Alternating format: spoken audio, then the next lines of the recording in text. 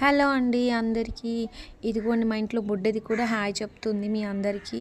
అయితే ఈరోజు ఏంటంటే నాకు నెయ్యి అప్పడాలంటే చాలా అంటే చాలా ఇష్టం అనమాట. ఈ ప్యాకెట్ ఉంది అంటే అన్నం తిని ప్రతిసారి కూడా ఫ్రై చేస్తూ ఉంటా. ఇప్పుడైతే నేను ఒక టిప్ అయితే మీకు చెప్తాను. చిట్కా, వంటింట్లో చిట్కా అనమాట చెప్తాను. ఇదిగోండి ఇలా ఇంట్లో ఒక 3, 4 అప్పడాలే ఫ్రై చేసుకుంటాం కదా తినేటప్పుడు. అలా చేసుకునేటప్పుడు మీరు ఇలాంటి తాలింపు గిన్నె ఉంటుంది కదా, ఆ గిన్నెలో కొద్దిగా ఆయిల్ వేసుకొని మనం అప్పడాన్ని ఒక 4 ముక్కలు చేసేసుకొని ఫ్రై చేసుకున్నాం అనుకోండి, మనకి ఆయిల్ కూడా తక్కువ అవుతుందన్నమాట. అదే మనం అదే అప్పడాన్ని ఒక కళాయిలో ఫ్రై చేసుకోవాలనుకోండి, ఆ అప్పడం మునిగేంత చాలా ఆయిల్ పట్టేస్తుంది. మళ్ళీ అది ఇప్పుడు మనం యూజ్ చేసిన ఆయిల్ని మళ్ళీ రీయూజ్ చేయాలి, అది ఇంకా ప్రమాదకరం కదా.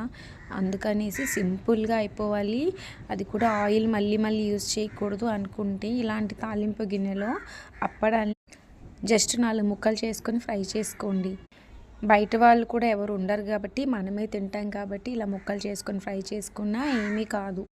ఈ చిట్కా కనుక మీకు నచ్చినట్లయితే లైక్ చేయండి. అలాగే మన ఛానల్ వచ్చేసి కొత్త ఛానల్ అండి.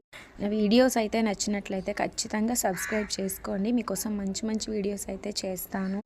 వీడియో చూస్తున్న అందరికీ కూడా థ్యాంక్ యూ సో మచ్ అండి. Bye bye.